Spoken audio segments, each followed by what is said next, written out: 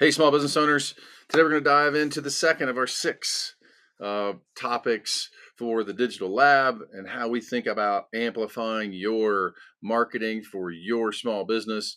Today we're going to talk about goals. Some people may not think it's the sexiest of topics, but it is crucial, really, for both of us as we sit down and figure out the best path for your company. And so we'll talk about setting goals as a process, but also really for how your marketing budget and goals need to align, with your business, and think about growth, lead volume, and just how those things are right sized, for your digital marketing efforts. And so we'll explore these, how they drive success, why again aligning them correctly is important. We'll talk through all that and how those roll up to a potentially bigger scaling agenda for your business. So let's get started. First, let's start with the why. We covered a little bit about this, but why are goals important for your business? I mean, it's kind of little rhetorical as we think about it in a business setting.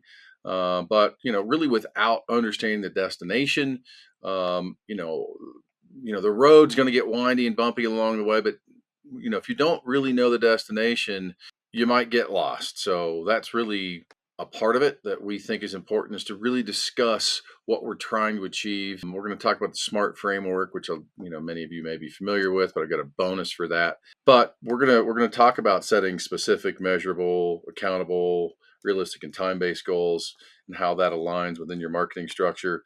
And it gives you, the understanding, frankly, of measuring progress along the way, along this bumpy trail, and we'll know whether we get there or not. So the other piece that I want to talk about now is, can you really scale your business? You may say, well, I want to increase my lead volume by 100%. Well, can you really scale your business at that pace? And today, that's never been a more important question, because there are a lot of business out there. Think about, maybe let's take one industry like the trades. Can you add electricians or plumbers or HVAC techs on the pace that you want to? Can you find them? Can you train them? Can you keep them employed? Those are real world questions. And for instance, I'm working with a home services company, and top line growth is not the number one priority. It's about, how do we create a marketing campaign that is really focused on finding the absolute best and most profitable customer, so they can scale that way, kind of have slow growth, add people, but not try to create a hockey stick in the short term. We'll build to that, but it's not the number one goal in the short term. It's creating a marketing plan that drives to their goals. The other piece that I want to touch on is the opposite side of that, which is, people want great results. They want their marketing to do a lot of the work, but they're not willing to do the work in establishing goals or infrastructure in their marketing program. They want all the return, but not willing to do the work to get there. So, there's a lot of reasons why goals are important, and we're going to get into those in depth here today. Let's take a look at maybe a normal or average campaign where you have, the desire to scale your business over 3 years. I do exit planning and work with businesses who are looking to sell, and you end up getting engaged in a scenario where someone really needs to. Short story is, you need to grow your business for 3 years and you want to scale. So in doing that, it's great to be able to look at goals and create a 3-year vision to do that. And so that gives you time, with that longer term vision, to invest in maybe some branding work and some awareness work at the front of the customer journey. So they're like, oh yeah, I've heard of XYZ company. I know that they do great work. I've seen their reviews. They do a fantastic job. You can build a loyal customer base, have them do referrals, expand your product lines. That type of a horizon with goal setting allows you to take a logical approach over maybe a 3-year time horizon to get to your goals. It also allows, good working capital. It allows you to do that in a way that really makes sense and doesn't strain your business in a way that that say, someone who wants to double their company in a year might strain your business. So it allows you to set up a sustainable growth plan over time. Okay, let's take a few minutes and talk about lead volume. Everybody wants more lead volume. They want better lead volume, and they want higher quality lead volume, and they want higher lead volume in general. So it's really the lifeblood of the business. You have to have leads, you have to have front end activity to generate business consistently, and create it in a way that the formula. You can't get leads and it's an act of God, or the weather or something that is a mystery. Knowing the equation or a near equation is very important, because at different times you may want to invest. If you have a good month, you may want to invest more money into an ad campaign to generate more money. Or if you want to save up and do something at the end of the third quarter to drive sales for fourth quarter, that's another way of thinking about it. But knowing the quantity and quality of lead volume and the formula are very, very important. Helps you attract the right audience when you want them. Another example might be for lead volume. You want to increase it by 30% next month. So you might want to invest in SEO, maybe some content marketing. You want to try out some new things, or you did some things last month that you saw great return from in your some new content, and do some paid advertising to attract more traffic to your site. So you'll need to know where those leads are coming from, how to reach them, so you can create an effective lead campaign to achieve your goals. But as we talked about in the last section, measurement is key. Without tracking your digital initiatives, you're flying blind. And so setting up measurable goals, and understanding where they're coming from is important.